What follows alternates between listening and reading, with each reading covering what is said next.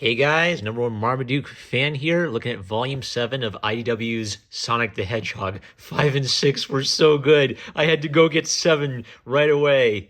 These are all going to be number one Sonic the Hedgehog fans' Christmas presents, by the way. But I got to do quality assurance first before I make them Christmas presents. So let's dig in. In previous volumes, Sonic and company have been fighting desperately to contain the zombie virus.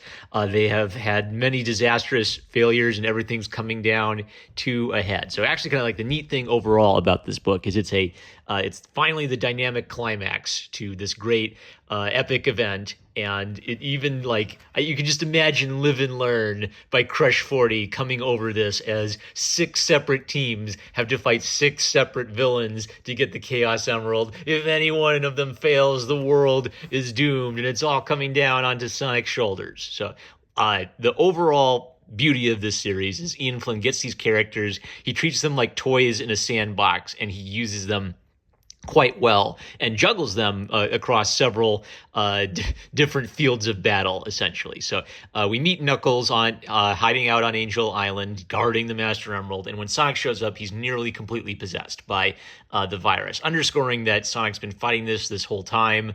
It's his speed. It's sort of like the virus is developing a immunity to Sonic's immune system. So we're running out of time. Sonic is our last hope, and even he's kind of on his last legs here. Nice panel of Metal Sonic, by the way. So Dr. Starline makes his play, and he brings...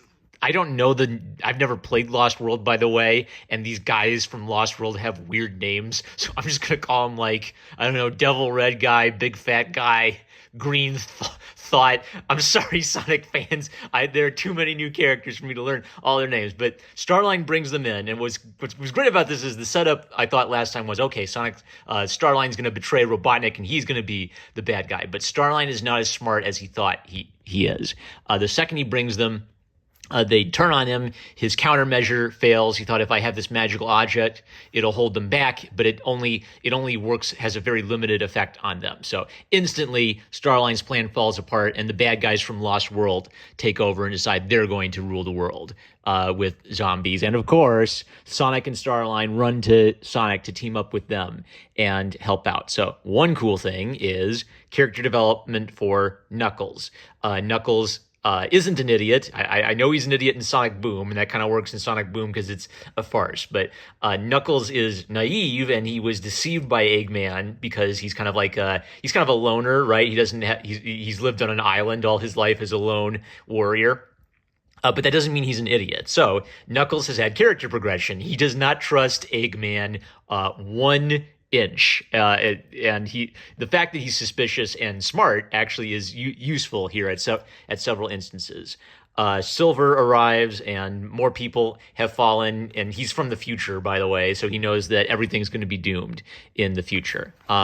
Something I've said in previous volumes is I wasn't sure why Whisper was here. It didn't feel like she was very well integrated, and I thought there were some really nice scenes with Whisper in this volume. So Whisper, furious, of course, at Robotnik for essentially killing or turning her best friend into a zombie. Whisper's ready to snipe him. Cream, who's a very innocent and sympathetic young lady, intervenes and kind of urges Whisper, look, you can't kill him because we need him to save your friend, and gets through to her. So it's sort of like, why is a person like Cream hanging out with all these tough warriors? Because her innocence and her goodness actually is a key asset that they need. Let's hop ahead. Now, what the Starline Robotnik contrast, I'm really digging it because it would have been so easy to make Starline a Mary Sue villain, and he's not. He's actually kind of an underdog. Like, man, Starline can't catch a break. So Starline has always thought of himself as the more cautious, the more careful thinker compared to Eggman. So he insists that they can't use the warp topaz, his powerful item, because it's too difficult to control. Earlier, Robotnik broached this subject. Why don't we use that warp topaz of yours? Starline said, no, I tried using energy on it, and it's too chaotic. It can't be controlled. And Robotnik dropped the subject. So they bring up the idea again of using the warp topaz essentially to grab up all the virus and warp it off the planet. Okay, I'll I'll allow it. They kind of set it up earlier with Robotnik proposing it as a mad scheme. And now Robotnik proposes it again, and Starline's too hesitant. He'd rather just be careful and bide their time on the island. So what's interesting is Starline thinks he's smarter than Robotnik, but Starline's also kind of a coward. He's much less gung-ho and willing to try something crazy than Eggman, and they don't really need a careful, cautious, look both ways before you cross the street guy like Starline right now. They really need an insane, crazy person like Eggman to jury-rig something together. And the instant that Starline says, no, I'm out of this, Metal Sonic bodies him. Oh, man. But Dr. Starline gets blown the TFO, and he's gone, and we don't even care about him anymore. He's gone. Don't worry about him. Robotnik's on our side now. So, Ian Flynn using toys. So these are like the characters from Sonic Riders. They are in like a racing game with Sonic. We need some more heroes because we're almost all out of heroes. So Amy, who's smart, realizes, well, these guys are birds, right? They have a blimp, so they've probably been able to stay away from the virus. They're thieves, and we've got to steal a bunch of Chaos Emeralds. So who do we need on our side? We need some thieves right now. And Sonic has to eat humble pie and basically build up Jet's ego. And he even underscores this when Amy thanks him for kind of like being that humble, and Sonic says, yeah, my ego's been taking a lot of hits recently. Sonic has matured to the point where he's willing to throw his ego aside and kind of like build up the ego of another guy with a high opinion of himself, if that's what he needs to do for the team. Sonic's learned a lot of humility. Let's hop ahead.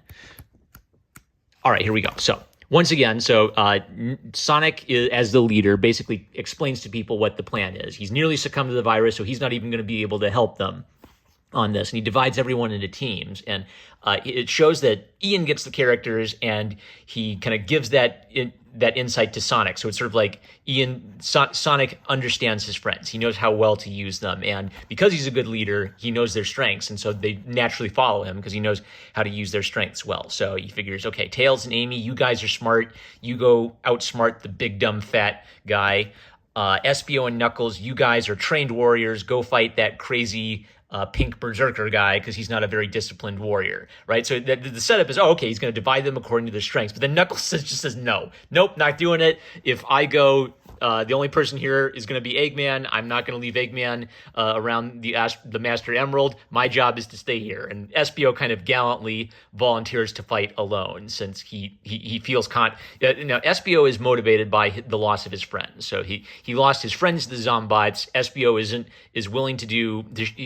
They showed the courage to face the Zombots alone. Espio wants to show that same courage. So it's kind of a neat little subversion, because even on the cover, it's like setting you up to think, oh, okay, Espio and Knuckles are going to team up. But the subversion is, nope, Knuckles acting in character is not going to leave that Master Emerald. And he even he's actually smart. Yeah, it isn't a good idea to leave Robotnik around with the Master Emerald alone. And once he points that out, Sonic kind of sees it. So again, Knuckles is not an idiot. Very, very nice. What's its name? Zor the Goth one, the purple goth dude, has weird manipulation powers. So Sonic figures, okay, Whisper and Silver, you guys have long distance attacks, so fight Zor from a distance. So this is kind of Whisper's the new character. So Ian has paired up Whisper with Silver, an established character, along a certain trait. Both of you are long distance fighters. There's also kind of like a neat pattern where Silver's a enthusiastic young man. It's sort of like he's very optimistic, very full of hope. He's not as cynical. He's not as cynical as Shadow or as smart alecky as Sonic. So he builds up Whisper a lot. So I actually kind of liked the pairing. Pair up the shy, introverted, quiet girl with the guy who's just full of sunshine and energy and optimism. So I thought that worked pretty well. Sonic will not send Cream into danger, which is a nice touch because she's cool. They'll bring her on adventures, but they're not going to send her to fight a bunch of zombies alone. Now, there's a little thing here I kind of caught, and what's neat about Ian is he is juggling a lot of stuff. So this is kind of like maybe a little plot hole, but I thought he hit it pretty well. So the main problem is the bad guys can control robots. General is a robot. Why are we sending a robot to fight people who are bad guys who control robots? Well, Sonic in his speech says Xena thinks way too highly of herself. She'll underestimate whoever comes for her. General, it's risky, but use that to your advantage. So the plot hole is, does Sonic realize that this is a bad idea and he's just hoping that General is going to be smart enough to work out a solution to it? Or did Sonic forget that the bad guys can control robots? Hand wave it away. Maybe don't worry about it too much. So General, the brave Pinocchio robot's going to go fight on his own and leave Cream behind, right? So let's hop ahead because some cool stuff comes out of this.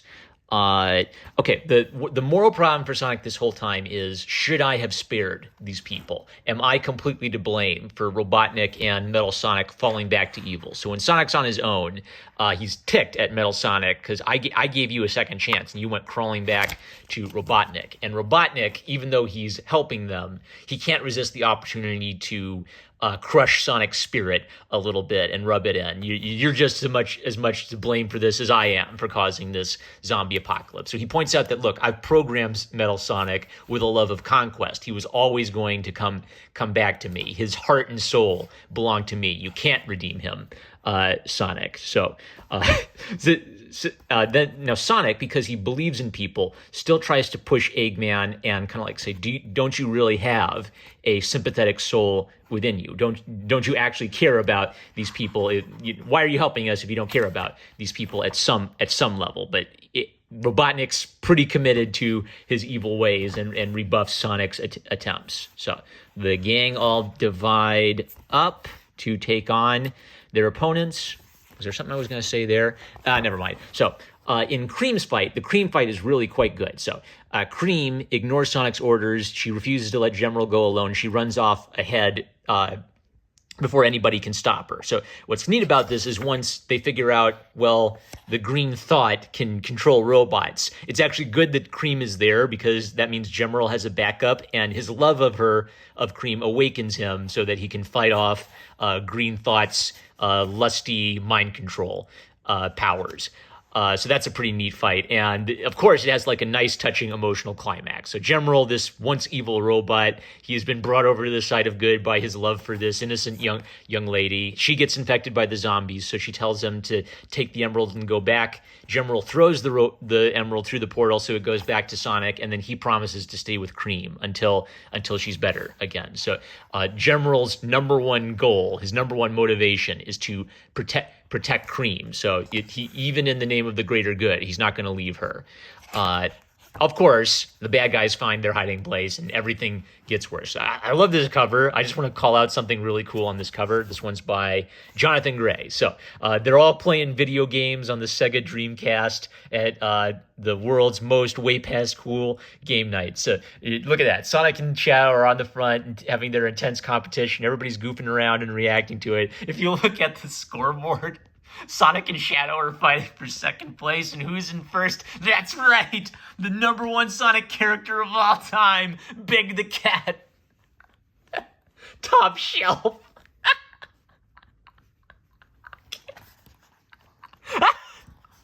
Okay, I'm in control. Oh, that's good.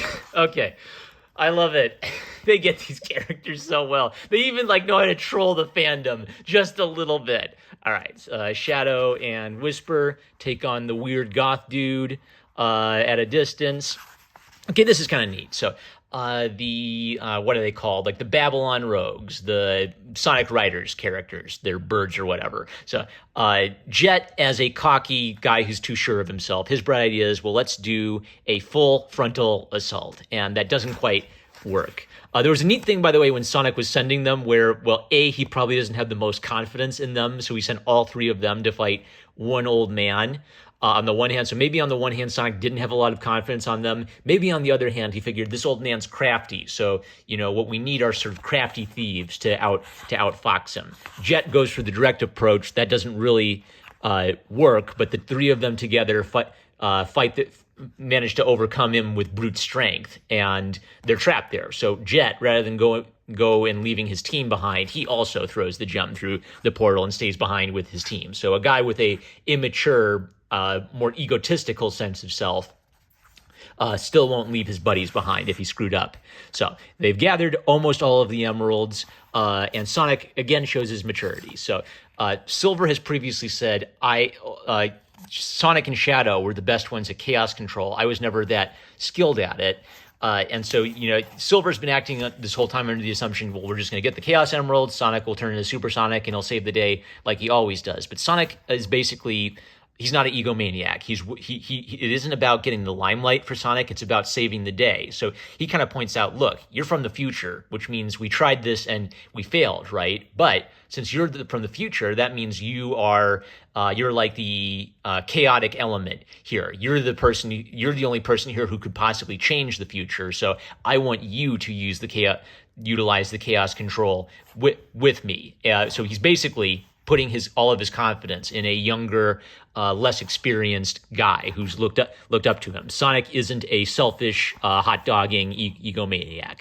Rouge, the clever thief, makes her play to get the last emerald, and almost all but one of the Chaos Emeralds are grabbed.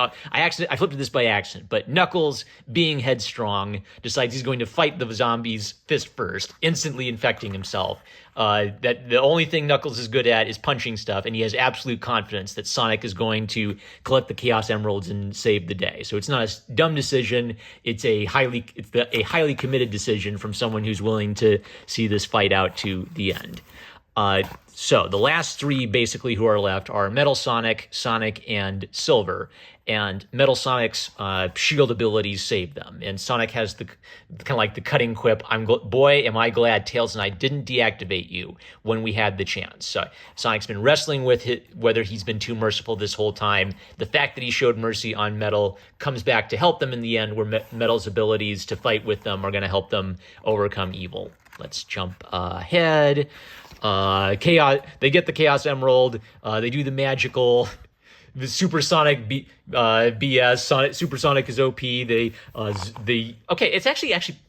I come to think of it, it's a pretty intelligent idea. Like it is. Oh yeah, the Magic Stones. The Magic Stones do whatever the Magic Stones we want them to do. But it is well thought out. So the Supersonic power is raw, unlimited power. But the fact that you have raw, unlimited power doesn't mean you can kill a virus. The Warp Topaz has uncontrollable powers. It has the powers to pull things from one place and put them somewhere else. But the problem is that its effects are hard to control, and the more energy you pour into it, the more crazy it gets. So it's sort of like this is the vehicle. Sort of like they're providing the raw power, and this is sort of like the engine or the spark plug that's focusing the power through the warp zone to cure everybody. It's a little bit, okay, we need some way to like Magic Stones fix everything, but there was some thought put into it.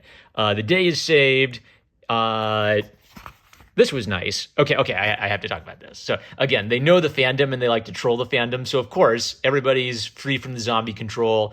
Shadow and Knuckles were fighting each other, and Rouge is there with them. And her line is, "The world is about to end. I wanted to spend my last moments with the one I love." Wait a minute, which one are you talking about?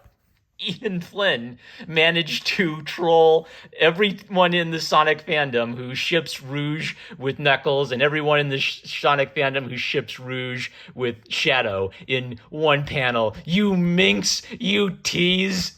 Just pick one and marry him already. But, will I spoil it? I won't spoil it. You gotta go. There's one last twist, but you gotta go get this book to catch it. That's it. I think that's the end of the zombie arc. It of course leaves us with a great hook for whatever the next arc is gonna be, but a very satisfying conclusion to the zombie story. So let's look back on the zombie story. What did Ian Flynn do right? He managed to do a zombie story in the Sonic universe that fits tonally with the PG vibe of the Sonic universe, while capturing some of the more mature emotional beats of a zombie story where you're fighting against your own friends and family as they turn against you slowly. So it actually captures kind of the horror element of a zombie story without blood and guts. That's pretty cool. Complicated multi-theater combat again for it's sort of like Ian is willing to give a 9-year-old reader a lot to dig into. It even kind of ties in with the history of the franchise using these other characters. Like each one of them is fighting at one station, and all 6 of them have to get it right, or they won't be able to win.